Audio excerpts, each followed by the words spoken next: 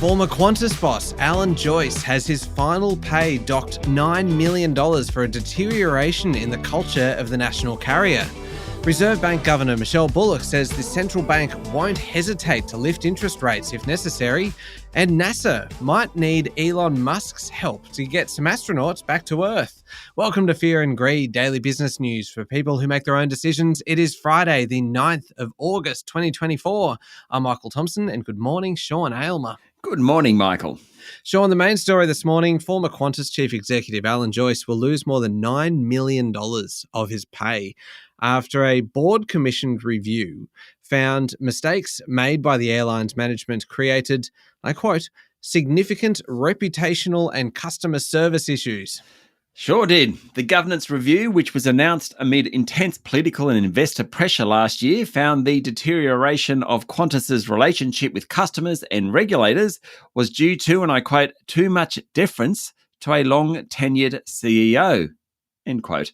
It found that the board did not always challenge management and the company ignored non-financial risks. It also said that Qantas had a command and control leadership style with centralised decisions.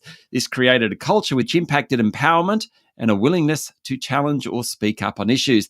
The report also said Qantas often had an adversarial approach to engagement with key stakeholders and external communications. Mr. Joyce led Qantas from 2008 until last year. He'll lose $9.3 million of his 2023 salary, meaning he earned just $15 million, $14.9 million. The incoming chair, John Mullen, said it was important that the board understood what went wrong during a turbulent period after the COVID-19 pandemic and that it learns from the mistakes of the past, as it's clear that we let Australians down. Sean, is Qantas accepting enough responsibility here? Are they throwing Alan Joyce under the bus? And I suppose when I think of the bus, I'm thinking of one of those ones that kind of ferries people, yeah, to the far off kind of planes that weren't important enough to park close to the terminal.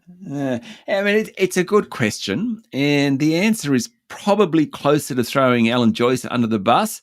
Having said that, the CEO creates a culture. And at Qantas, it was definitely top down. He was all important. Alan Joyce has been made the scapegoat for what happened at Qantas. And as CEO, he bears the primary blame. So I suppose that's fair. But you kind of have to remember what he was like before all this happened. His reputation as a leader before last year was exceptional. He was among the most admired leaders. He was involved in setting up Jetstar. He led the group as it built the loyalty program to be arguably the most powerful in the country. He stared down pilots grounding aircraft in 2011. I mean, I'm not really saying that was necessarily a good or bad idea because tens of thousands of passengers were left stranded, but it certainly showed his strength and determination. Probably best of all, he got Qantas through COVID in better shape than most airlines around the world, even if that did involve convincing the government to provide handouts. Now, of course, he isn't the first CEO to have a bad end, tarnish an otherwise pretty good reputation. Brian Hartzer at Westpac, Ian Narev at Commonwealth Bank, they could be lumped into that basket. Probably so too could Phil Lowe, the former governor of the Reserve Bank. What I think it all means is that Qantas now and its current CEO, Vanessa Hudson, will have a much, much, much lower profile than Joyce and then Alan Joyce's predecessor, Jeff Dixon, because he too had a very high profile. But I do think at the end of the day, Qantas is very much saying this was Alan Joyce's fault. And let's go on from here.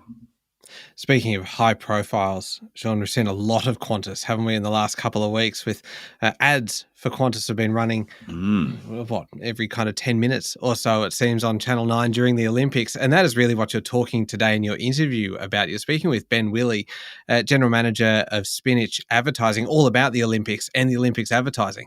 Yeah, exactly. We talk about what Nine Media spent on the Olympics, including how much it costs for them to actually produce what they're doing at the moment, and whether that's profitable for them or not. And then we go on to the advertisers and whether they've done a good job during the Olympics and what it means for viewership. And then we talk about the LA Games and, of course, Brisbane in 2032. Great, well-timed chat, given that we're coming to the end of the Olympics this weekend, just about whether it is worth it for Nine and for advertisers. Yeah, it is a great one. It is coming up after the show, so stick around for that one. Local markets, how did they perform yesterday? The S&P ASX 200 closed down just a touch, 0.2% to 7,682 points, with the materials and real estate stocks leading the way lower. The financials index was the best performer of the 11 sub-indices on the ASX 200. The big four banks had a pretty good day, while the miners didn't. BHP, Fortescue and Rio Tinto all fell sharply. Property leader Goodman Group tumbled. Energy leader Woodside was also sold off. WiseTech Global finished up more than 2%. It was about the best performer of the large caps. Profit season is warming up. AMP share price jumped 13% yesterday after the one-time blue chip company reported a higher half-year profit. In fact, AMP was the best of the top 200 yesterday. All right, a quick check of international markets thanks to Blue Chip Communication, the experts helping financial services companies market, communicate and grow. Visit bluechipcommunication.com.au. Much happening, Sean? Maybe we'll just stick to the numbers today, Michael. So much going on locally. Crude oil is up a touch, trading above $78 a barrel. Gold's around $23.90 an ounce. Bitcoin is steady, around $57,000 a unit, and the Aussie dollar's buying 65.5 US cents. Speaking of numbers, and this is a terrible segue, but other countries around the world, Sean, a bonus episode of Ask Fear and Greed out yesterday at midday. It's a bonus podcast that comes out twice a week, and we answer listener questions. And the listener, Lockie, asked a question of you this week about countries all around the world and governments and economies in debt. Where is all the money? Where basically is it? How many countries are in debt? All this kind of stuff. And you did a lot of research. It was a really interesting answer. Thank you. It was all about whether at the end of the day, does it all even out? Is there as much credit as there is debt? Excellent question. It was a fascinating one. Well worth a listen if you head back to the Into the Fear and Greed playlist and check out midday yesterday. You will see Ask Fear and Greed. Some great questions have been coming in, and feel free to send yours in as well. Sean will be back in a moment with the rest of the day's business news.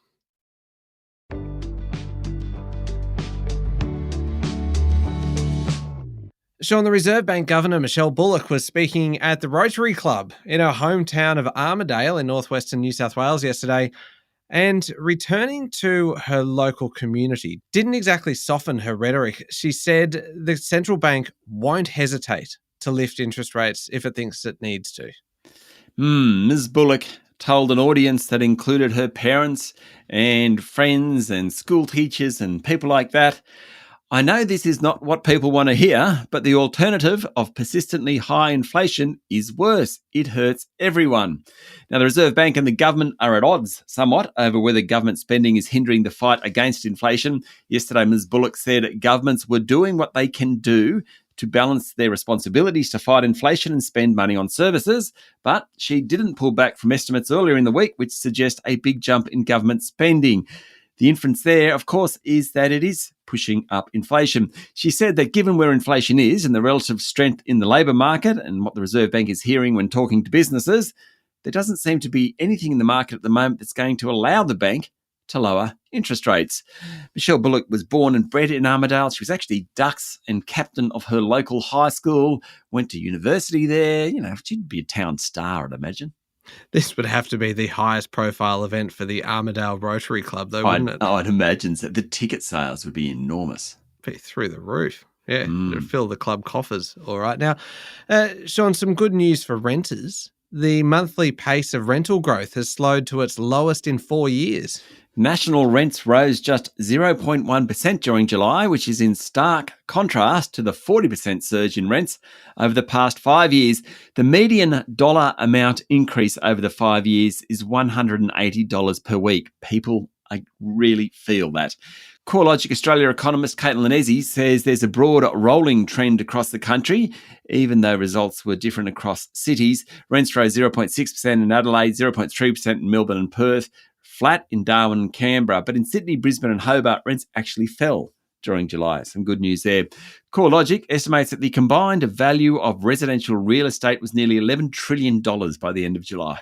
There's plenty going on among the retailers, Sean, with significant discounting at Myers fashion brands and lower spending across its department stores weighing on its profits. Yeah, sales were down almost 3% to about $3.3 billion in the last financial year. The company warned ahead of next week's official result. Myer said sales had been affected by the closure of its Brisbane City and Frankston stores, as well as restraint among customers who are paying higher mortgages, according to a report in the Fin Review. Shares in the company fell more than 6% yesterday. Meanwhile, Mosaic Brands, which operates Miller's, Katie's and Noni B, this week brought in Deloitte to help refinance and restructure the business after a painful period where sales have slumped. And also South Africa's Woolworths holding has engaged Boston Consulting Group to advise on how to cut millions of dollars from its country road business here in Australia. Clearly, a lot of pain in retail land. Sean, childcare and after-school care workers will receive a 10% pay rise by the end of the year, with another increase to come in a $3.6 billion bid by the federal government to give families assurances about the quality of care received by their children.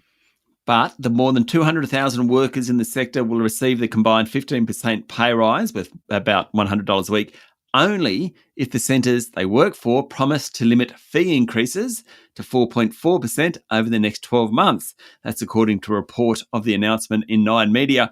Prime Minister Anthony Albanese said early educators could change people's lives and they deserved to be properly valued and fairly paid. It follows last year's decision to increase the pay of 250,000 aged care workers by 15%.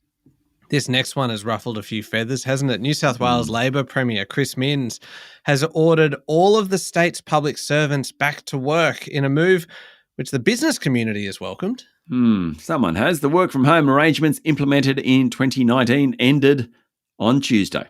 More than 400,000 workers are now expected to use offices across the whole working week, which will impact small businesses in the CBD like coffee shops. It'll affect office vacancy rates, transport systems. It'll also affect plenty of the outlets in the suburbs as well.